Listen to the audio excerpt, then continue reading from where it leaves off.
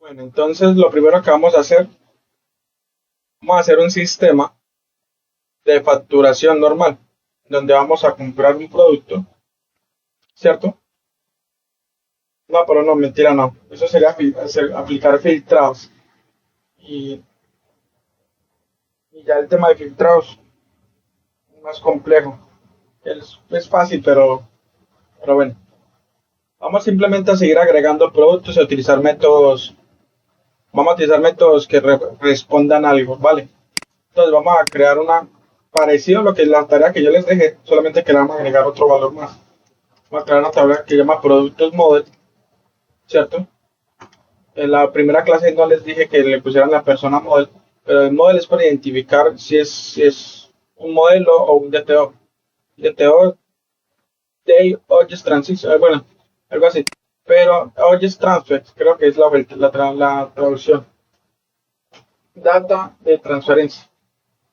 En otras palabras, es un modelo que utilizamos como plantilla, ¿listo?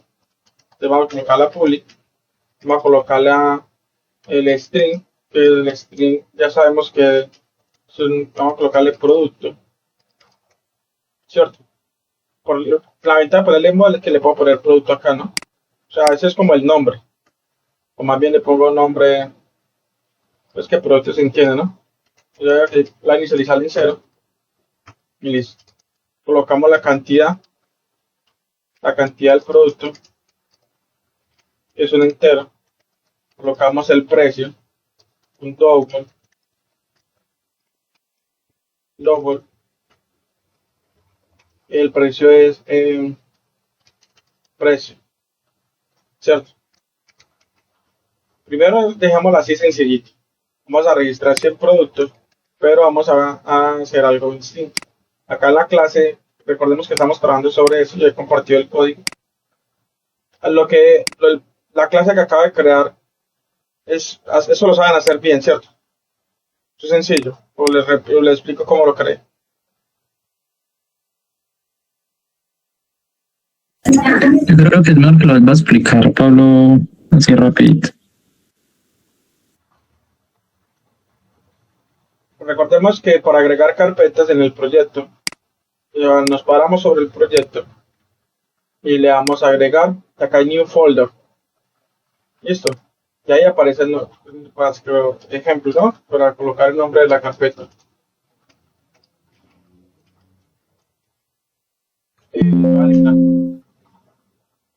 ¿Qué pasa? Yo agrego la carpeta, dentro de la carpeta le puedo ir agregando otra carpeta. Y sobre esa carpeta puedo ir agregando clases. Recordemos que para agregar la clase es clic derecho, agregar, new item o new class. Cualquiera de esos dos. ¿Cierto? Seleccionamos acá clases y colocamos el nombre. En este caso yo seleccioné, le puse producto model, ¿no? Eh, Agregamos esas propiedades. Recordemos que las propiedades son las características que tiene el modelo, es decir, tiene un producto, tiene una cantidad, tiene un precio. Que vamos a utilizar como modelo, que significa es la data que nosotros vamos a estar utilizando.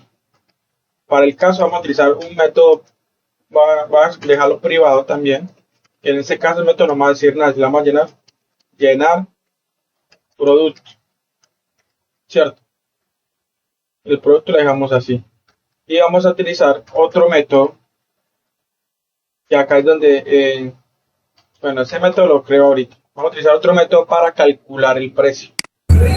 Vale, el método para calcular el precio. Entonces, lo primero que necesitamos hacer nosotros es Primo, instanciar la lista. Dime. me vas a hacer el favor de hacerle de pronto un poquitico de zoom a la pantalla.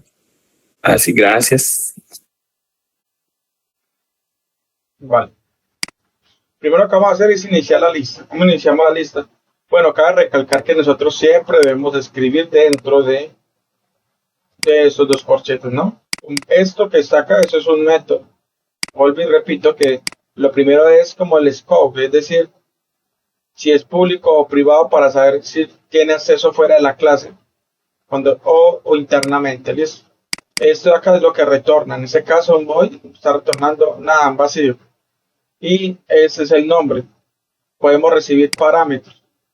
que ahorita explico qué son parámetros. Parámetros son como variables. Y ahora y cierra paréntesis, ¿no? ¿Esto es una función o esto es un método? Lo que vamos a hacer en este caso es list. List es la referencia de distancia de listas. Más adelante vamos a ver algo que se llama enumerable o queryable, que son las interfaces de una lista. Pero eso vendría siendo lo mismo. Solamente que técnicamente hay unas diferencias técnicas allí. Pero casi que lo mismo. Listo, ¿qué vamos a llamar? Se llama producto model. Mire que acá me lo autocompleto. Recordemos que apenas es este de acá, vendría siendo el tipo. Como C# es una clase, perdón, es un código altamente tipado, siempre debemos tipar la data. Es decir, estamos en una lista de esto. Vamos a colocar lista o vamos a colocar productos. Sí, ok. Y mire que se llama así, mire, me lo puedo autocompletar con la tecla Tab. O le puedo dar clic en el 2026 Visual Studio. Mira que el mismo te sugiere la tecla Tab, es esa que aparece ahí chuleadita. Sí, ok. Productos. Recordemos que las variables, miren cómo se escribe. Las variables se escriben como de forma camel case. Es decir, si yo tengo un producto, si es una sola palabra, todo va en minúsculo. Pero si yo, por ejemplo, tuviera lista productos, ahí sí sería esta separación. La primera letra en minúscula y de ahí para allá de cada palabra va en mayúscula. Así se nombran las variables porque si la nombra primero L, así no funciona, pues sí va a funcionar. La cuestión es que está utilizando una mala práctica y la idea es estar lo más pulidos posible para el momento de una entrevista, ¿cierto? Para el momento que te validen el código. Yo, por ejemplo, he rechazado candidatos por no tener buenas prácticas. Listo, buenas prácticas de codificación, por lo menos las más estandarizadas. Por eso trato de enseñarles de entrada. Esas son buenas prácticas de codificación. Los métodos se utilizan algo que se llama Pascal Case. ¿Qué quiere decir Pascal Case? La primera letra de cada variable, de cada método y de cada propiedad y de cada clase va en mayúscula. Por ejemplo, mire, vea, clase listas. Si está notando la diferencia, Pascal, que es como un camello con doble, ¿no? Vea, esta es la forma. Por ejemplo, llenar producto, la L mayúscula y la P mayúscula. Pero para las variables y parámetros, no. ¿Listo? ¿Se entiende la diferencia? Vamos a hacer un for. Yo siempre les digo que utilicen los autocompletados. Mire que acá en esta segunda opción le puedo dar enter o le puedo dar tab y ya me autocompletó. ¿Cierto? Recordemos que esta letra acá puede ser cualquier cosa. Por ejemplo, voy a colocar P de productos, pero me toca reemplazar. Bueno, el editor ya me lo reemplazó en todo, ¿eh? Qué elegante. Y lo hago decir menor o igual.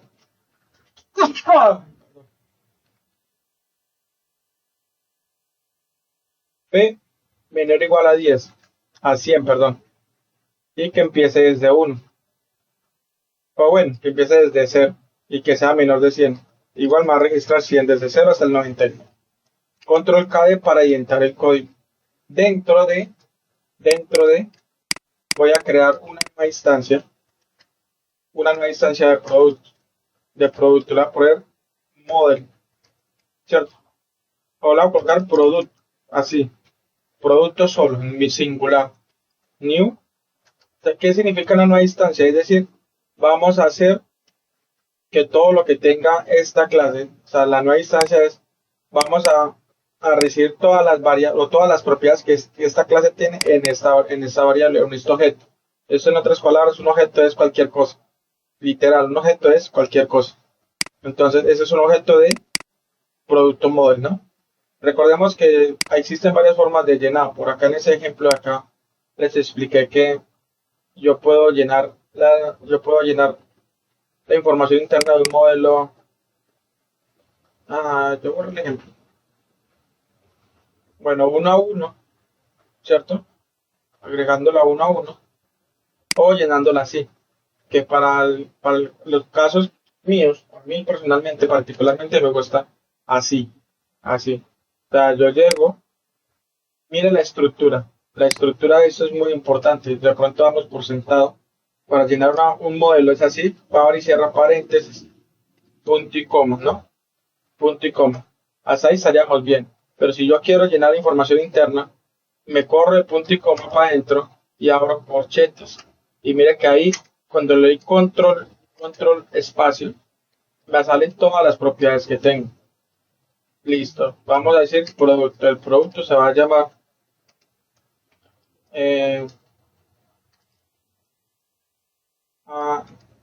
referencia.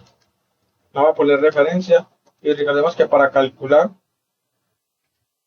concatenar, perdón, le ponemos con el símbolo de dólar y le concatenamos la P para que sea referencia 0, referencia 1, referencia 2 hasta la referencia 99. Listo. Listo. Ahora la cantidad. La cantidad, yo voy a hacer esto de una manera random. Entonces me voy a crear puede ser por fuera, para poder que cada que ingrese no se tenga que redistanciar. Entonces recordemos que la random ya la hemos utilizado. Random, se llama así random. Random me genera un número al azar. Listo, entonces voy a colocar acá una variable que se llama cantidad y le voy a decir random bueno, ahí si lo dejamos así por default, cierto, dice que nos genera un número no negativo random entero que está entre el máximo, es decir, entre 0, que no es negativo, y 1000. ¿Cierto? Pero si yo quiero, por ejemplo, que sea entre 500 y 1000, pues entonces así. ¿Cierto? En este caso, pues puede ser así. Así. Cantidad. Listo. Cantidad. De la cantidad va a ser igual a cantidad. Vale. Ahora, el precio. El precio, vamos a calcular el precio. Pero el precio lo vamos a calcular para que vayamos aprendiendo el tema de variables y métodos y el tema de parámetros y métodos. Métodos con parámetros. Una variable, un método que me va a retornar un double. Mire que acá vamos a retornar, se llama calcular precio. Yo para calcular el precio voy a utilizar para este caso, voy a utilizar la cantidad. ¿Sí o qué? Y digamos el índice. Digamos el índice, ¿sí o qué? El índice. Vale. Perdón, el índice cantidad y el índice es me refiero por donde esté pasando, ¿no? Entonces vamos a llamarla un entero índice, ¿no? Entonces yo voy a tener acá un double. ¿Por qué un double? Porque puedo tener decimales, pero para este caso seguro que no vamos a tener decimales. Sin embargo, los precios siempre se guardan con decimales, ya que puede valer 1000.67 pesos, ¿no? Entonces precio es igual a cantidad por índice. Índice. Vale. Y miren que me está generando error. El error me dice que la clase de lista.calcular precio que recibe 2 enteros, está viendo, no todo el código retorna el valor. Vale. Me está diciendo que este método que recibe 2 enteros, ¿cierto? Está esperando un valor que retorne. Entonces, la variable retorna es así, return, y retornamos el precio. Vale, cuando utilizo una variable de retorno, que eso es muy común en el momento de programar y más que todo para optimizar código, porque el tema de cálculos y demás, digamos que yo tengo que hacer un cálculo acá y luego otro cálculo parecido al otro lado. Entonces, dentro del mismo método, dentro de la misma clase. Entonces no vamos a estar haciendo esto manualmente, sino que creamos un método que haga la lógica y nosotros la consumimos. ¿Cómo la consumimos? Ya hicimos, por ejemplo, precio es igual y ahí llamamos a calcular precio. Estamos asignando dentro de la misma variable. Sí, sí. Pero entonces, como tal, ese return lo que está haciendo es a ver, es como, o sea, como tal, el cantidad por índice se está ejecutando, ¿cierto? Pero ese return lo que hace es como coger ese resultado y ahí sí mandarlo para poder llamarlo.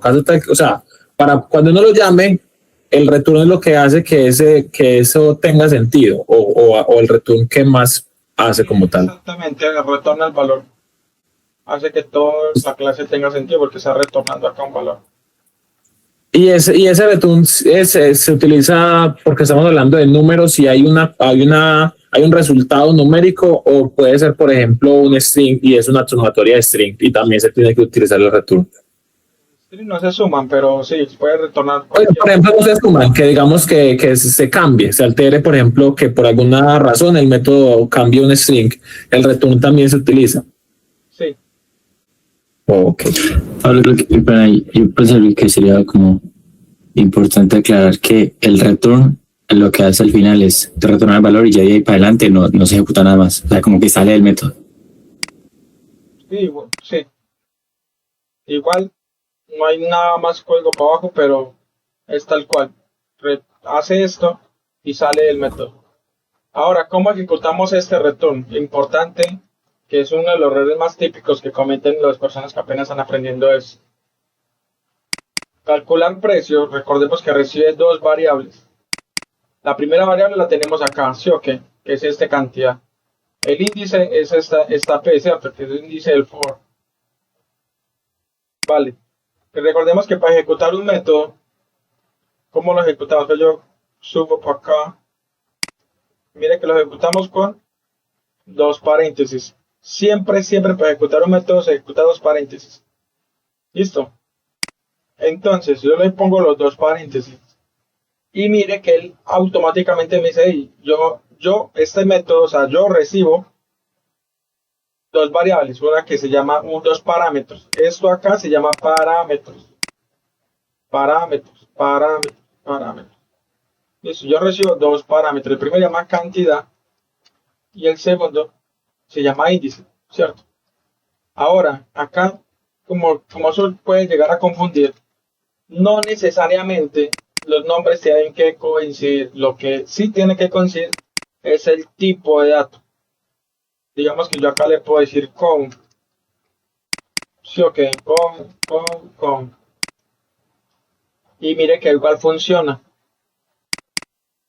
O sea, lo que debe coincidir sí o sí es el tipo de dato. Por si eso fuera, por ejemplo, un double, mire que acá está diciendo ahí, no se puede convertir un double en entero. ¿Sí me hago entender? Ahora aquí, como estamos dentro de este método, dentro de esa variable, estamos utilizando este calcular. Aquí ya no utilizamos el punto y coma al final. ¿Cierto? Yo llego y le di punto y coma. ¿Cierto? Aunque Visual Studio 2026 veo que te pone bueno, ya reconoce y te pone punto y coma al final. Te saca. Si ve que el mismo editor te saca. Aunque lo pongas en que trates de poner punto y coma, te saca para abajo. Pero acá no van. De pronto en el 2022 esto no aplica. Listo. Entonces, aquí ya tenemos ya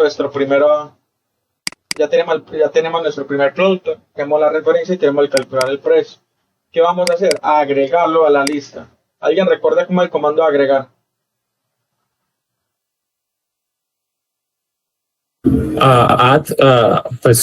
Delete. Pues ahí está.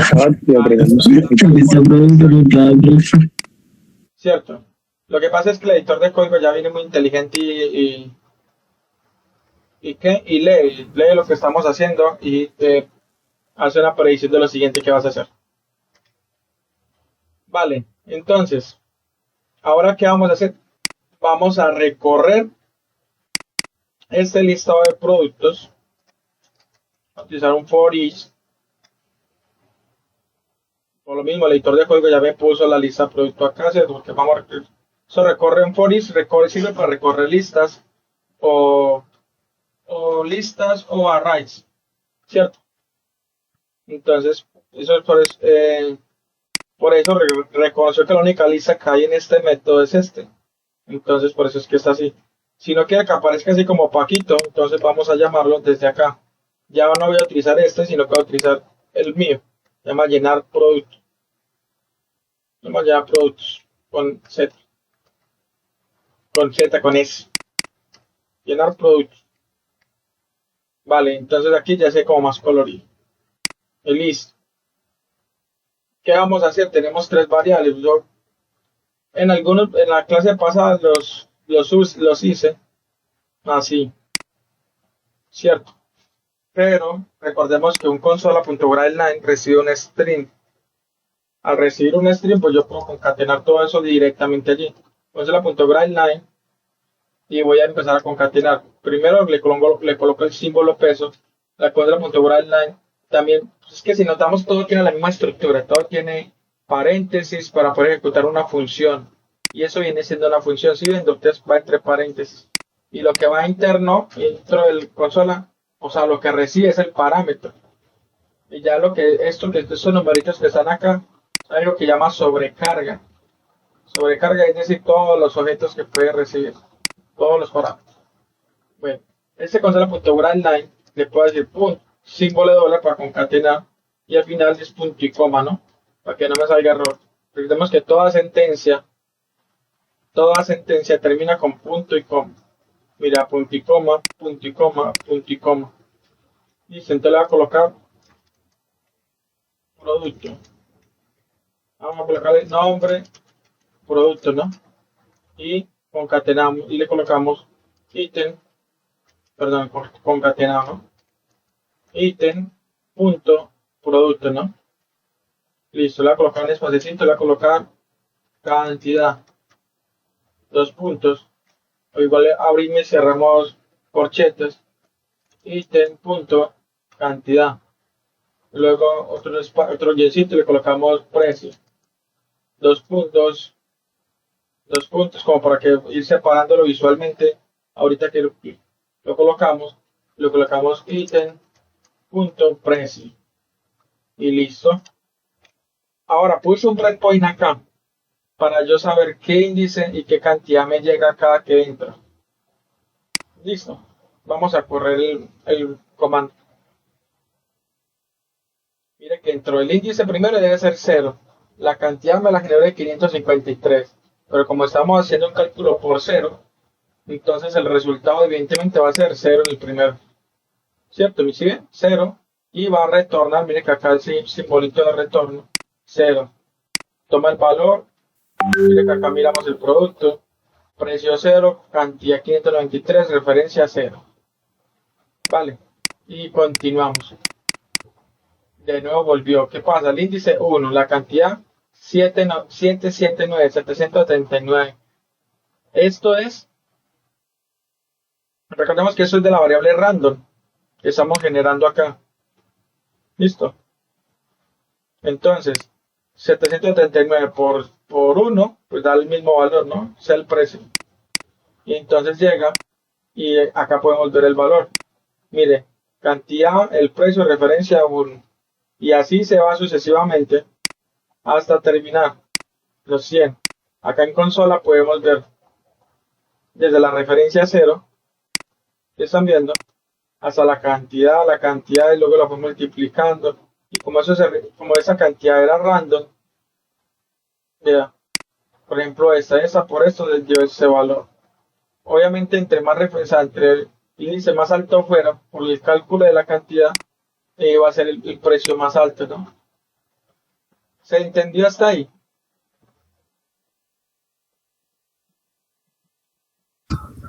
Y yo creo Por que mi sí. parte, sí. Ahí voy. Sí. Ahí voy. ¿Quién tiene dudas? Los demás que tengan dudas, por favor, alcen la mano. Por uno o dos que digan que sí no se chicopalen, porque el conocimiento al fin y al cabo es de ustedes, no de los otros que hayan entendido. Y gracias a los demás por confirmar. No quiere decir que está Pablo, mal. ¿cuál sería la necesidad de retorno? O sea, de hacer esa otra parte de retorno. Esto de acá lo hice nada más para mostrarle que un método se puede hacer eso. Porque esto mismo lo puedo hacer yo aquí. Digamos que yo voy a comentar esa parte, como para no perder el código. Y voy a hacerlo aquí. En vez de cos, pero sería com por p. Por la p. ¿Sí o qué? Y ahí ya sino que esto lo dice nada más para mostrarle que un método sí puede retornar Un un valor. retorno. Ah, ok. Eso ya sería con, o sea, ¿en qué tipo de ocasiones? Pero, o sea, en ese caso yo podría hacer Yo creo tipo, que la ventaja, la ventaja, Santi, yo creo que de ese método es que él, cada vez que lo llame, lo va a poder utilizar en un código muy grande. Hacer esto va a ahorrar mucho tiempo y muchas líneas de código, que es una buena También práctica. como el código es más legible, se puede entender más cuando Exacto. Por ejemplo, si Listo. Y acá tengo, esa referencia es la cantidad de veces que se utiliza. Pero yo, por ejemplo, eh, este profesor es el nombre real, entonces no es que es pan inglés. Mire que yo necesité en 4 secciones distintas hacer una actualización y que recibía el ID de lo que iba a actualizar si era final o no, ¿cierto? Si era bien o no la publicación exitoso. y si había un error. Estoy recibiendo 4 parámetros y en 4 distintos lugares en la ejecución de un método, es un consumo una API, ¿cierto? En la ejecución de un método tuve que hacerlo. Entonces imagínense yo tener que llegar y copiar toda esta información que está acá, ¿cierto? Y pegarla acá, luego pegarla acá, luego pegarla acá y luego pegarla acá. Eso se llama redundancia de código, es mala práctica. ¿Sí me hago entender? ah, ok, ok. Pero Entonces, entonces esa parte del retorno, sectorizamos el código, centralizamos el código en algo que se pueda reutilizar en varios lugares y simplemente llamamos ese método. eso, Pablo, entonces en ese caso ese retorno me podría servir, digamos, para hacer validaciones de un dato ingresado en pantalla.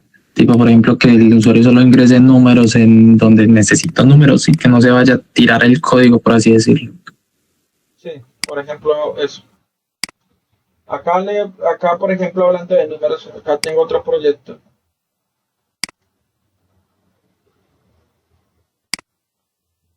En donde hago una validación de archivos.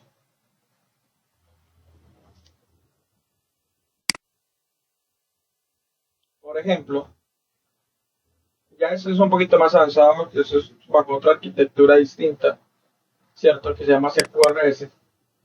Acá, y ya es real, ¿no? Ya eso ya es real.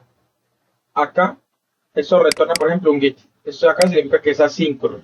Eso es algo más que vamos a ver adelante.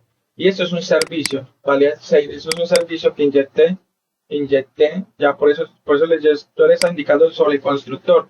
El constructor, lo primero que ejecuta es eso, entonces me levanta todas las dependencias primero, y luego lo primero que hace, por ejemplo, al entrar al handler, o sea, al entrar al método, eh, es validar el request. Y en el request, mire que en este caso, ese handler recibe como parámetro esto. Y este request ya tiene sus cositas. Por ejemplo, tiene estas propiedades que tengo que recibir y fuera de eso está heredando otras. Todavía no hemos entrado a ese punto, pero cuando tengo 2 puntos, 2 clases así, significa que es heredar. Heredo las propiedades de acá, ¿cierto? De este otro modelo, de este otro. Y acá estoy recibiendo estos from files, significa ficheros, es recibir archivos, ya cualquier tipo de archivos y propiedades también que yo estoy recibiendo para cargar. Entonces entro aquí a este método que llama validar previsora ya. Para el caso se está ejecutando 2 veces, pero mire la cantidad de validaciones que tiene esto y mire que esos son métodos. Esos métodos, por ejemplo, este método que recibe 2 parámetros distintos, lo estoy validando en 2 lugares distintos y vea que dentro de sí tiene otra cantidad de validaciones y mire que ejecuta otros métodos más. O sea, son temas más complejos aún que concatenan métodos, que ejecutan método tras método tras método, pero es con el objetivo de optimizar. Por ejemplo, mire este método en varios lugares de validación yo lo utilizo 10 veces, por ejemplo. Acá hice 10 referencias. Entonces, para yo no tener que escribir 10 veces este mismo código, lo que hago es que lo ejecuto en los lugares donde yo lo necesito y recibo el tipo de parámetro, el tipo de datos que estoy validando, en este caso quizás archivos.pdf ¿cierto? Y así por el estilo, archivo.txt, o sea, estoy validando que ese método haga lo que tenga que hacer. Si me hago entender ahora con un ejemplo un poquito más real. Ya entiendo. Entonces sería para más que todo hacer validaciones, devolver una respuesta. Devolver una respuesta es correcto. Siempre es el reto es Ok, devolver respuesta. ok. Ok. Listo, volviendo al caso. eh,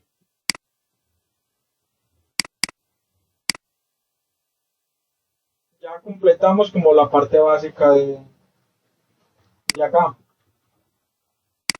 Podemos hacer cositas. Podemos hacer cositas. ¿Qué cositas? Por ejemplo, yo voy a hacer un bar. Recordemos que un bar puede ser cualquier cosa. Y voy a decir lista. eh, lista ordenada. Lista ordenada. Y le puedo decir que este bar, ese no bar, o incluso le puedo reordenar aquí mismo. Por ejemplo, antes de agregarlo, voy a quitar eso aquí.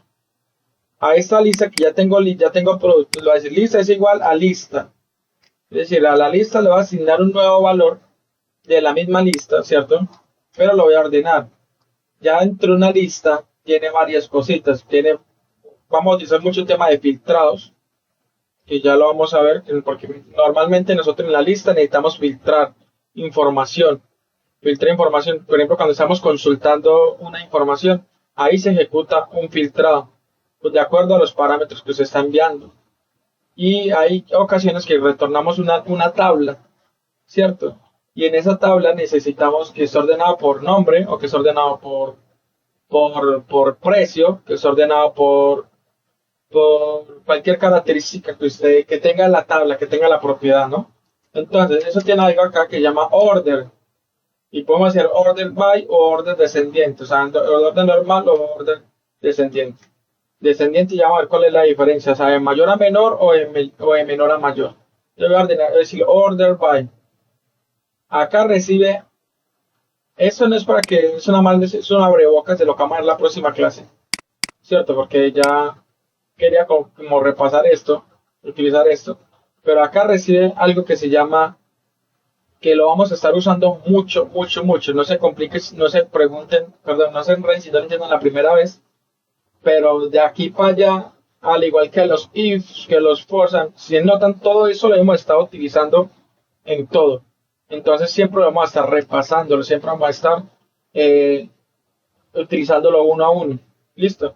Esto se llama sentencias de LINQ. ¿Listo? Sentencias de LINQ. ¿Cómo empieza una sentencia? De pronto es aquí donde se empieza a complicar y parece el código más raro. Y puede ser cualquier palabra, cualquier letra, ¿cierto? Cualquier letra. Por lo regular siempre utilizamos la X, que la X como X, ¿cierto? Le damos igual y le damos mayor. Esto lo está indicando mayor que, ¿cierto? X igual a X y mayor que punto X, ¿cierto? Y aquí con eso está dentro del editor, es que le estamos diciendo, hey, de todos los objetos que tiene esta lista, ¿cierto? Ordénemelo lo voy a utilizar que me lo ordene por precio. Y finalizamos con punto y coma. Ahora, ¿por qué me está fallando si se supone que es una lista? El problema es que eso devuelve un orden enumerable. La solución para esto es que todas las list, enumerable y equal, que lo vamos a ver más adelante, no se preocupen por eso. Eso es algo que llama toList. Ese toList es como un convert. Estamos diciendo, hey, todo eso que es una lista, conviértalo a toList. Listo. Te voy a poner el breakpoint acá y vamos a mirar qué pasa. Listo. Acá tenemos, por ejemplo, estamos ordenándolo por precio. ¿Cierto? Que el precio puede ser variable, el precio puede ser random. Ya voy a decir. Y acá finalmente lo ordenamos. Vamos a mirar, vamos a ver cómo lo ordena. Ahora mire que el precio me lo puso desde el más bajito, el precio más bajito. Y mire que ya la referencia no está en orden. Mire, la referencia sí se creó en orden. desde el precio más bajito, o sea, en orden creciente, ¿cierto? Hasta el precio más alto. Eso es lo que hicimos con ese ordenamiento. El ordenamiento siempre se aplica para, para cualquier cosa, puede ser incluso ordenamiento en orden abecedario. Dime, Steve. Primo, pregunta. Yo, como hice repasando, vi como esos filtrados, hay filtrados de menor a mayor, de menor a mayor, de abecedario, etcétera, ¿cierto? Entonces, ese lo que hace es organizarlo. Este como tal lo va a organizar de menor a mayor. Con ese link queue, creo que se dice así, estamos gestionando de que ese se aplique solo al precio. Por eso vimos que las otras características no estaban en orden. Pero pero esto es una lista. Si ya tenemos una lista, este to list, o me confunde por el nombre porque también es lista, o qué hace, o sea, cómo ese. Lo que pasa es que el order by no retorna una lista. Por ejemplo, voy a quitar esto de acá y voy a utilizar un par. Eso es lo que voy a hacer ya. Ordenado, listo. A colocar lista ordenada. ¿Qué vemos? Bueno, eso es por el toolist.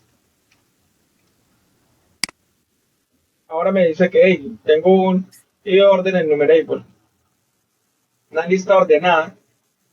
Y enumerable es una interfaz de lista. Por ese motivo, o sea, no es lo mismo que la lista. Mire que una lista es esto.